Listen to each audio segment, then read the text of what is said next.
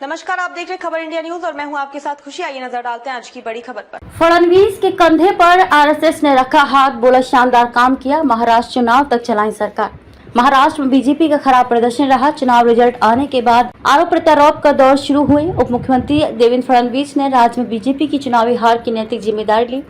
इतना ही नहीं, उन्होंने इस्तीफा देने की बात कही। देवेंद्र फडणवीस के इस्तीफे की बात आते ही सियासी सरगर्मी तेज हो गई। आरएसएस के पदाधिकारी उनके नागपुर आवास पर पहुंचे, जहां करीब 2 घंटे तक बंद कमरे में बैठक चली। संघ के शीर्ष सूत्रों ने उप मुख्यमंत्री के आवास पर हुई बैठक की पुष्टि की, लेकिन इसे शिष्टाचार भेंट बताया।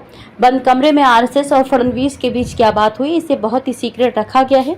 आरएसएस के वरिष्ठ पदाधिकारी अतुल्यमय इस बैठक का हिस्सा थे, जिसके बारे में पार्टी के अंदरूनी सूत्रों ने दावा किया कि ये बैठक फडणवीस के इस्तीफे की पेशकश को लेकर थी।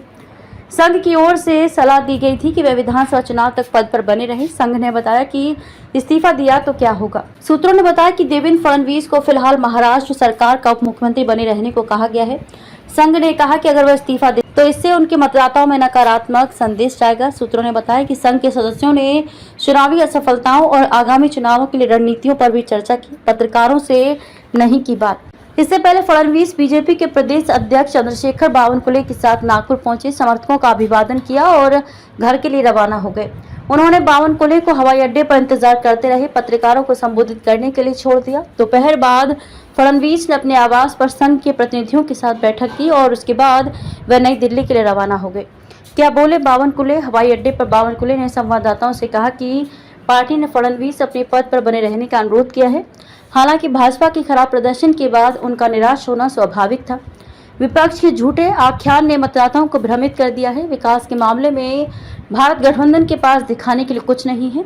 उन्होंने भाजपा की सत्ता में वापस आने पर संविधान में बदलाव कर डर पैदा करके मतदाताओं को गुमराह किया। अब वे ईवीएम को दोष नहीं दे रहे हैं, जैसा कि वे आमतौर पर हारने पर करते हैं। मतदाता झूठ और जातिवाद की राजनीति को बर्दाश्त नहीं करेंगे और विकास के लिए वोट देंगे।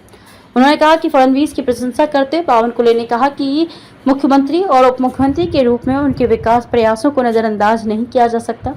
उन्होंने प्रधानमंत्री नरेंद्र मोदी की सरकार की शुरू की गई सभी कल्याणकारी योजनाओं को लागू किया, 6.5 करोड़ से अधिक लोगों को मुफ्त राशन सुनिश्चित किया और किसानों के कल्याण के लिए काम किया। लेकिन मतदाता विपक्ष के झूठ से प्रभावित हुए। महाराष्ट्र बीजेपी इकाई को लगता है कि विपक्ष के गलत सूचना अभियान का मुकाबला करने के लिए फडणवीस का नेतृत्व महत्वपूर्ण है। महाराष्ट्र लोकसभा में सीटों का हाल। बीजेपी ने महाराष्ट्र में 28 लोकसभा सीटों पर चुनाव लड़ा था, जिनमें से उसे केवल 9 सीटें मिली, जबकि उसके सहयोगी दलों एकनाथ शिंदे शिवसेना को 7 और अजीत पवार की एनसीपी को महज 1 सीट मिली। इसके विपरीत एमवी गठबंधन को 30 सीटें मिली। अब तक के लिए बस इतना ही। फिर होगी आपसे मुलाकात ऐसी एक और बड़ी खबर के साथ। तब तक के लिए नमस्कार और देखते रहिए खबर इंडिया न्यूज।